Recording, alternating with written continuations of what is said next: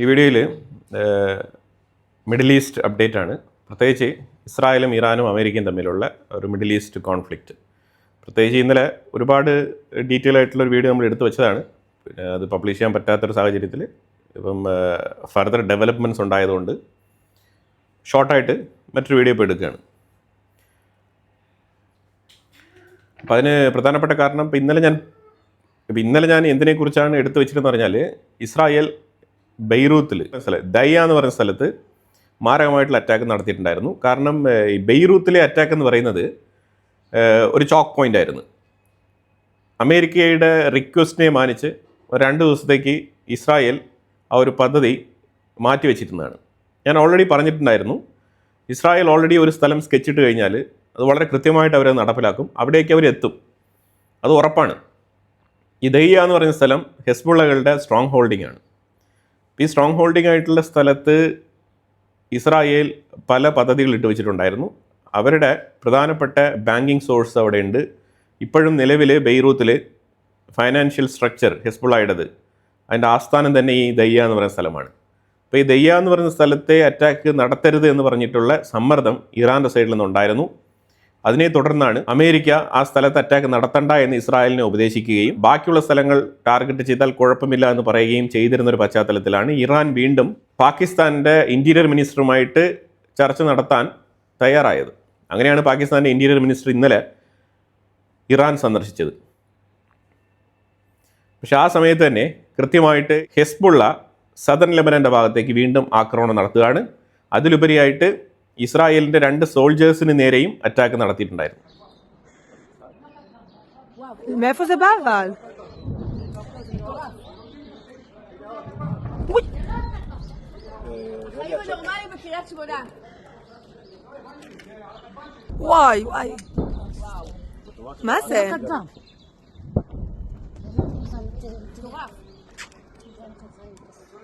ഇത് കൃത്യമായിട്ട് അമേരിക്കയ്ക്ക് ഫോക്കസ് ചെയ്ത് കാണിച്ചു കൊടുത്തിട്ട് ഇസ്രായേൽ ശക്തമായ രീതിയിൽ ബെയ്റൂത്തിനുള്ളിൽ ആക്രമണം നടത്തി.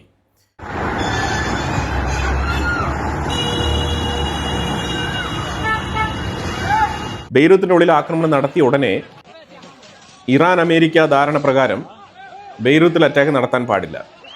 അപ്പോൾ അവിടെ അമേരിക്ക എടുത്ത് ലെബനൻ ഗവൺമെൻറ് ചോദിക്കുകയാണ്. ലെബനൻ ഗവൺമെൻറ് 2 ദിവസങ്ങൾക്ക് മുമ്പാണല്ലോ ഇതുമായിട്ട് ബന്ധപ്പെട്ട് ചർച്ച നടത്തി പോയത്. ചർച്ച നടത്തിയ സമയത്ത് സൗത്ത് ലെബനാൻ ടേക്ക് ഓവർ ചെയ്യാൻ ഞങ്ങൾ തയ്യാറാണെന്നുള്ള നിലയിൽ ലെബനാൻ IDFന് പിന്തുണയുമായിട്ട് IDF ക്യാപ്ചർ ചെയ്ത സ്ഥലങ്ങളെല്ലാം തന്നെ ഒന്നുകൂടി വെരിഫൈ ചെയ്ത് ഇവരുടെ കീഴിൽ കൊണ്ടുവരാൻ വേണ്ടിയിട്ട് ലെബനാൻ ആർമി അവിടെ ഡിപ്ലോയ് ചെയ്തിട്ടുണ്ടായിരുന്നു. അവിടെ ചെറിയ തർക്കങ്ങളും കാര്യങ്ങളൊക്കെ ഉണ്ടായിരുന്നു.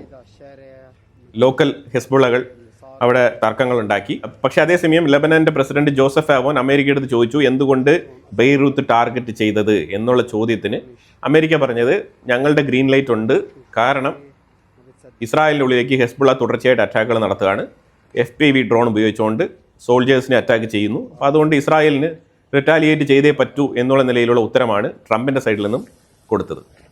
അപ്പോൾ അതിനെ തുടർന്ന് ഇസ്രായേലിന് ഫുൾ ഫ്രീ ആയി ബെയ്റൂത്തിനുള്ളിൽ മാരകമായിട്ടുള്ള ആക്രമണം. ഈ ബെയ്റൂത്തിൽ ആക്രമണം നടത്തിയ ഉടനെ തന്നെ ഇറാൻ പറഞ്ഞിട്ടുണ്ടായിരുന്നു, ഞങ്ങൾ ഓപ്പറേഷൻ ട്രൂ പ്രോമിസ് 5 സ്റ്റാർട്ട് ചെയ്യാൻ പോവാണ് എന്നാണ് പറഞ്ഞിരുന്നത്. അപ്പം അങ്ങനെ ഓപ്പറേഷൻ ട്രൂ പ്രോമിസ് 5ൻ്റെ ഭാഗമായിട്ട് മിസൈലുകളെല്ലാം പൊടി തട്ടിയെടുത്ത് അവർ 5 മിസൈലുകൾ പ്രാഥമികമായിട്ട് ഇസ്രായേലിലേക്ക് അയച്ചു വെച്ചു. അതിൽ ഏറ്റവും കൂടുതൽ അവർ ഇസ്രായേലിൽ ഫോക്കസ് ചെയ്തിരുന്നത് നോർത്തേൺ ഇസ്രായേലാണ്. കാരണം ഈ നോർത്തേൺ ഇസ്രായേലാണല്ലോ ഇസ്രായേൽ ക്ലെയിം ചെയ്തുകൊണ്ട് അവിടുത്തെ സേഫ്റ്റി ഉറപ്പുവരുത്താൻ വേണ്ടിയിട്ടാണ് ഹെസ്ബുള്ളകൾക്ക് നേരെ അറ്റാക്ക് നടത്തിക്കൊണ്ടിരിക്കുന്നത്. സദർൻ ലെബനാനും നോർത്തേൺ ഇസ്രായേലും ബോർഡർ ഷെയർ ചെയ്യുന്ന ഏരിയയാണ്. അവിടെയാണ് ഈ മെറ്റുല, കിരിയത് ഷിമോന ഈ സ്ഥലങ്ങളൊക്കെ വരുന്നത്. അപ്പോൾ ഈ നോർത്തേൺ ഇസ്രായേലിനെ ലക്ഷ്യമാക്കിക്കൊണ്ട് മിസൈൽ അയക്കുകയും 3 മിസൈലുകൾ നോർത്തേൺ ഇസ്രായേലിന് പതിച്ചിട്ടുണ്ട്. അതിൽ ചിലർക്ക് പരിക്കുണ്ട്. എത്ര പേർ കൊല്ലപ്പെട്ടു എന്നുള്ള വിവരങ്ങളൊന്നും പുറത്തു വന്നിട്ടില്ല. പക്ഷേ ആക്രമണം നടത്തിയിട്ടുണ്ട് ഇറാൻ, അത് ഉറപ്പാണ്.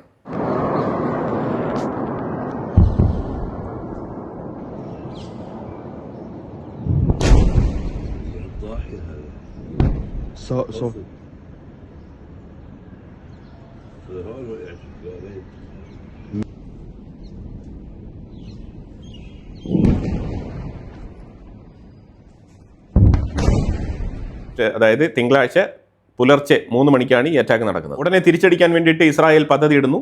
അപ്പോഴത്തേക്കും അമേരിക്കയിൽ നിന്നൊരു ഫോൺ കോൾ വരുന്നു, ട്രംപ് പറയുന്നു നെതന്യാഹുവിനോട് നിങ്ങൾ അറ്റാക്ക് ചെയ്യരുത്, തിരിച്ചടിക്കരുത്, ഏതാണ്ട് ഡീല് സൈൻ ചെയ്യുന്ന ആ ഒരു രൂപത്തിൽ വന്ന് എത്തിയിരിക്കുകയാണ് കാര്യങ്ങൾ. കാരണം ഇന്നലെയാണല്ലോ പാകിസ്ഥാൻ പോയി സംസാരിച്ചിട്ട് വന്നത്. അപ്പോൾ പാകിസ്ഥാൻ്റെ തള്ളൊക്കെ കേട്ട് ട്രംപ് ഇച്ചിരി സന്തോഷത്തിലിരിക്കുമായിരുന്നു.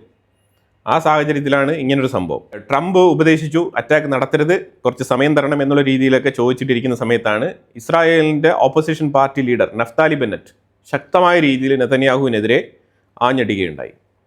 പുള്ളിക്കാരൻ പറഞ്ഞത് ഇത്തരത്തിലല്ല ഇസ്രായേൽ പെരുമാറേണ്ടത്, ഇസ്രായേലിൻ്റെ ഉള്ളിൽ നേരിട്ട് മിസൈൽ ആക്രമണം നടത്തിയിട്ട് തിരിച്ചടിക്കാൻ പറ്റാത്ത സാഹചര്യമോ, അതെന്ത് സാഹചര്യം എന്നുള്ള ആ പ്രതിസന്ധി ഘട്ടത്തിനെ എക്സ്പ്ലെയിൻ ചെയ്യണം എന്നുള്ള രീതിയിലാണ് നഫ്താലി ബെന്നറ്റ് നെതന്യാഹുവിന് മേളിൽ പ്രഷർ അപ്ലൈ ചെയ്തത്.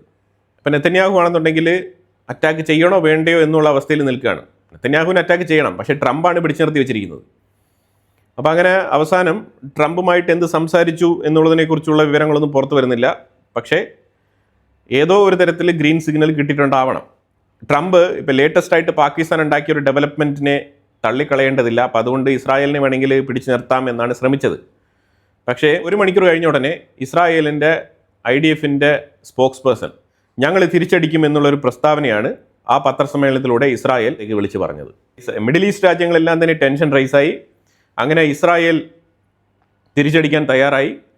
അങ്ങനെ നേരം വെളുക്കുമ്പോൾ തന്നെ ഇറാൻ്റെ ഉള്ളിൽ തുരുതര അറ്റാക്ക് എന്ന് പറഞ്ഞാൽ ഇറാൻ അയച്ചത് ആ മൊമെൻറ്റിൽ 5 മിസൈലാണെന്നുണ്ടെങ്കിൽ പിന്നീട് മിസൈലുകൾ അയച്ചു. ടോട്ടൽ ഇറാൻ ഇസ്രായേലിൻ്റെ മേളിലേക്ക് അയച്ചത് 11 മിസൈലുകളാണ്. ഇൻക്ലൂഡിങ് യമനിലെ ഹൂത്തികളും ഒരു മിസൈൽ അയച്ചിട്ടുണ്ട്. അത് ഇൻ്റർസെപ്റ്റ് ചെയ്യപ്പെട്ടു. ഈ രണ്ടാമത് ഇറാൻ അയച്ച മിസൈൽ ബാച്ച് വീണത് വെസ്റ്റ് ബാങ്കിലാണ്. വെസ്റ്റ് ബാങ്കിൻ്റെ തൊട്ടടുത്ത് ജെറിക്കോയുടെ അടുത്താണ് ഏറ്റവും വലിയ ബാലിസ്റ്റിക് മിസൈൽ വന്ന് പതിച്ചത്, വെസ്റ്റ് ബാങ്കിൻ്റെ അടുത്ത്. ഈ ഖുദ്സ് ഫോഴ്സ്, ഖുദ്സിന് വേണ്ടി നയിക്കുന്ന ഇവർ ഈ ഖുദ്സിലേക്ക് തന്നെ മിസൈൽ അയക്കുന്നത് എന്തുകൊണ്ടാണെന്ന് നമുക്കറിയത്തില്ല. ഈ ഖുദ്സിലാണല്ലോ അൽ-അഖ്സ മോസ്ക് ഉള്ളത്. അത് അവർ സംരക്ഷിക്കേണ്ട ആൾക്കാരാണ്. ഇനി അതിനെ തകർക്കാൻ വേണ്ടിയിട്ട് വല്ല അയക്കുകയാണെന്നുള്ളത് നമുക്കറിയില്ല. അപ്പോൾ അതിനെ റിട്ടാലിയേറ്റ് ചെയ്തുകൊണ്ട് ഇസ്രായേൽ നടത്തിയ ആക്രമണങ്ങൾ എന്ന് പറഞ്ഞാൽ ഇസ്രായേൽ ഒരു അസാസിനേഷൻ പ്ലാൻ, ഒരു IRGCയുടെ കേന്ദ്രം അറ്റാക്ക് ചെയ്തിട്ടുണ്ട്. ഇപ്പോൾ അതിനകത്ത് ആരെങ്കിലും കൊല്ലപ്പെട്ടിട്ടുണ്ടോ എന്നുള്ള വാർത്ത ഇതുവരെ പുറത്തു വന്നിട്ടില്ല. പക്ഷേ അതൊരു അസാസിനേഷൻ അറ്റാക്ക് ആണെന്നാണ് പൊതുവിൽ വിലയിരുത്തപ്പെടുന്നത്. IRGCയുടെ ഒരു കേന്ദ്രം അറ്റാക്ക് ചെയ്തിട്ടുണ്ട് തെഹ്റാനിൽ. അത് കഴിഞ്ഞാൽ മെഹർബാദ് എയർപോർട്ട് തെഹ്റാനിൽ. ഈ ആക്രമണങ്ങളെല്ലാം തന്നെ ഇസ്രായേൽ ഓപ്പണായിട്ട് അനൗൺസ്മെൻറ്റ് നടത്തിയിട്ട് സിറിയ, ഇറാൻ, ഇറാഖ് ഉൾപ്പെടെയുള്ള ആ മേഖലകളിലെല്ലാം തന്നെ എയർ സ്പേസ് ക്ലോസ് ചെയ്തിട്ട് കൃത്യമായിട്ടുള്ള പ്രഖ്യാപനം നടത്തിയിട്ടാണ് അറ്റാക്ക് നടത്തുന്നത്. അല്ലാതെ ഇറാൻ വിടുന്നത് പോലെ ചുമ്മാ മിസൈൽ വിടുകയല്ല.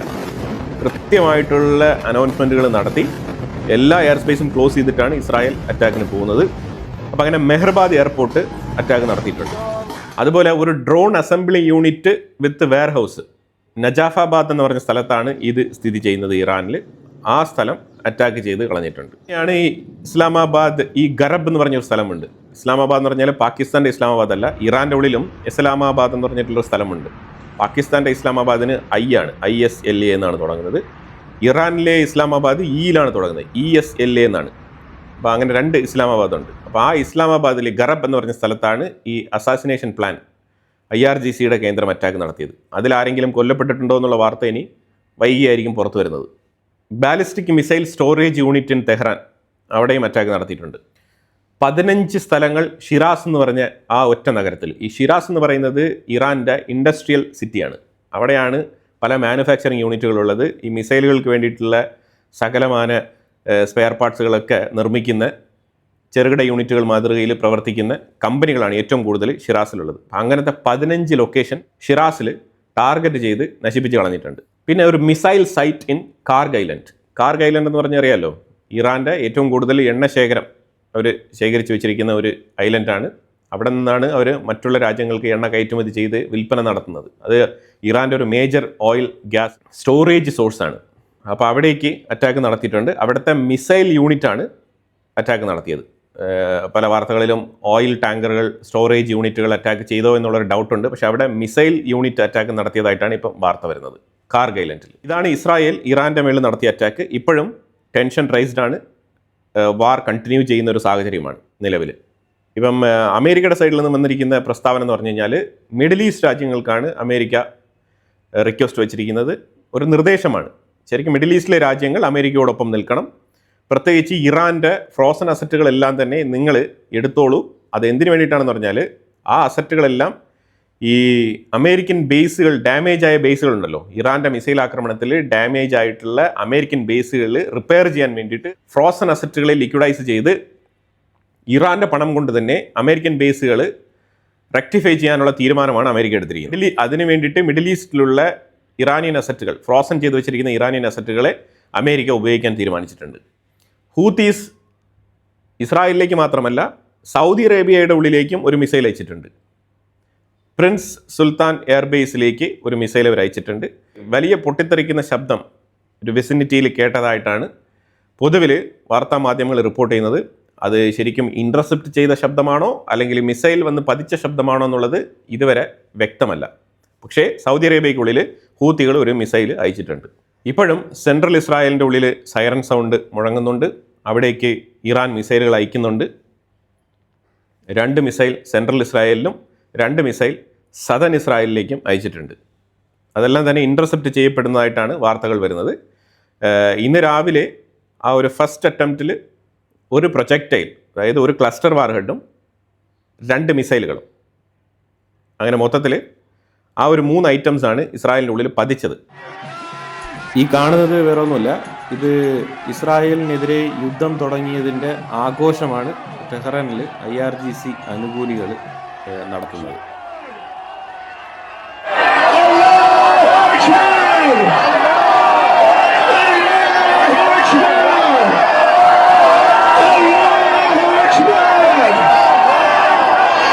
ഫിലിപ്പൈൻസിൽ സാന്റോസ് സിറ്റി, ആ സിറ്റിയിൽ 7.8 റിക്ടർ സ്കെയിലിൽ ഭൂചലനം രേഖപ്പെടുത്തിയിട്ടുണ്ട്. അതുകൊണ്ട് സൗത്ത് ഈസ്റ്റ് ഏഷ്യ സൈഡിൽ സുനാമി വാർണിംഗ് നിലനിൽക്കുകയാണ്.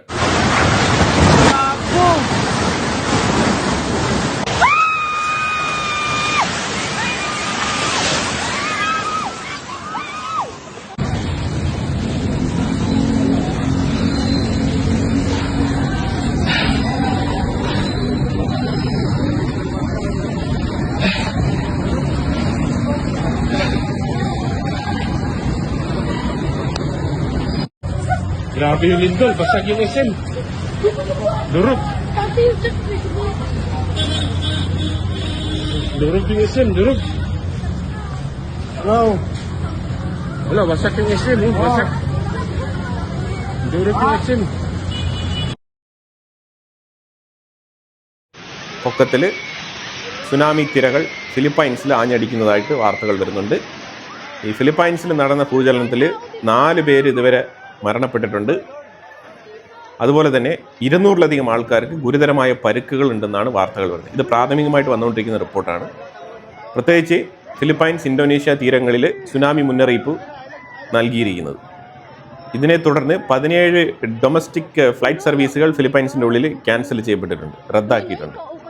ഹൂത്തികളെ ഒപ്പം കൂട്ടിക്കൊണ്ട് ഹിസ്ബുള്ളയ്ക്ക് വേണ്ടിയിട്ട് യുദ്ധം വീണ്ടും തുടങ്ങിയിരിക്കുകയാണ് ഇറാൻ. അതാണ് പ്രത്യക്ഷത്തിൽ മനസ്സിലാക്കാൻ പറ്റുന്നത്.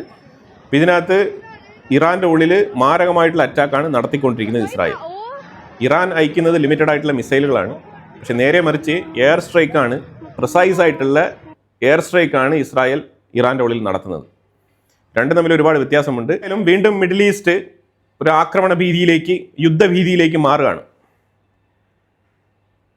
അപ്പോൾ എന്തായാലും ഇതിനെക്കുറിച്ചുള്ള അഭിപ്രായങ്ങൾ കമൻറ്റ് ബോക്സിൽ രേഖപ്പെടുത്തുക.